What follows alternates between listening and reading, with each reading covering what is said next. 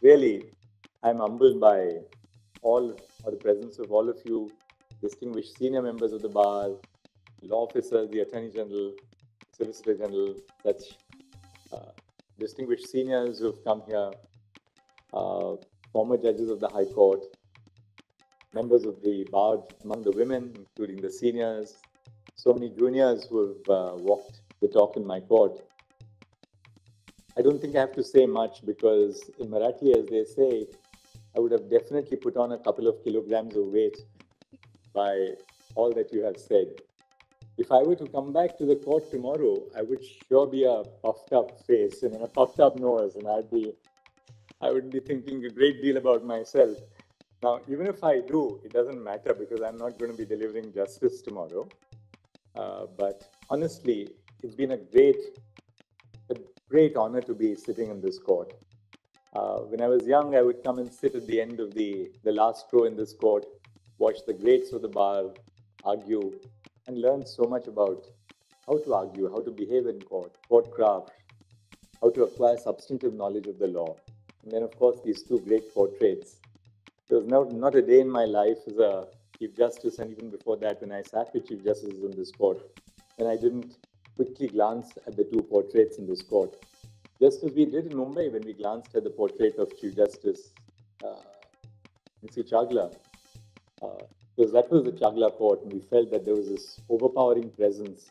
The overpowering presence of the two greats of this court was, in that sense, uh, a great a sobering reflection for all of us that there are limits which you cannot transcend, and the one cause in which we are involved in this court is the cause of ultimate justice to the citizens. We are here as pilgrims and birds of passage. We come for a short while and then we leave.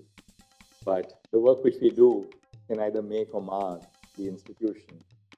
Uh, of course, none of us is that important that you feel that the court is not going to survive without me. Because there have been great judges who have come here in the past. They've passed on the baton to succeeding generations. And that's something which sustains the institution of different people with diverse viewpoints coming into the court and passing the baton along. So I'm sure that my leaving in another 2 minutes from here is not going to make the slightest difference to the court, and particularly because I know the person who is going to lead this court after me is somebody who is so stable, so solid, and so committed to the cause of justice as Justice Sanjeev Khanna. So I leave the court with that sense of uh, uh, a sense of happiness that the person who's going to come and sit here from Monday is a person who is so dignified, so aware of the position of the court in the wider social and political life, the historical perspective of this court. I spent the last 2 years uh, sitting in this court with Brother Justice Pardiwala and Brother Justice Manoj Mishra.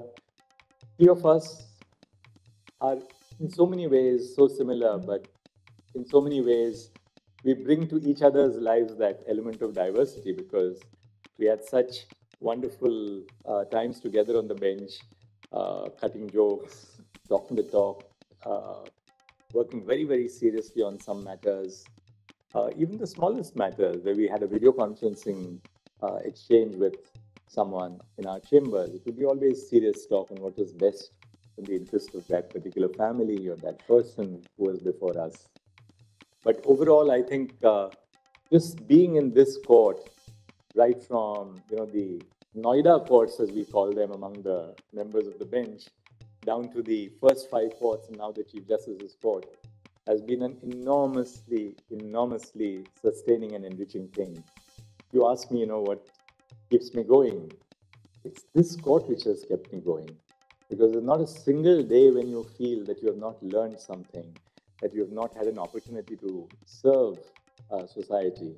And there's no greater feeling for a judge than to be able to serve those in need and people you would never meet, people you possibly don't even know of, people whose lives you have the ability to touch without ever having seen them.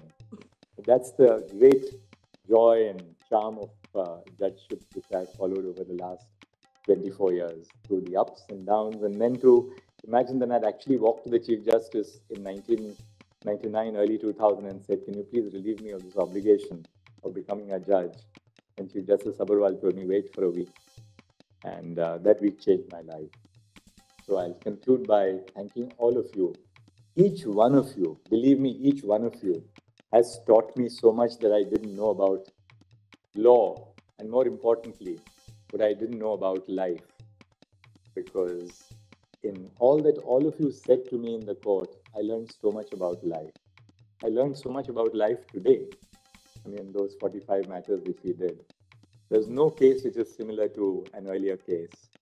So in every case that you decide here, you learn so much about what's happening in society, what's happening across the nation, and the importance of the position of this court to sustain the faith of common citizens in the work which we do.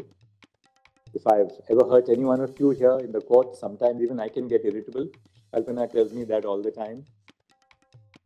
Only she can put up with someone like me. But if I've ever hurt any one of you, I would like to just say Michhami Dukadam. Please forgive me for something which I didn't intend to ever say or do, which may have hurt you. And thank you very much for coming in such large numbers. I know at the end of it all, it's been really worth it for me every moment.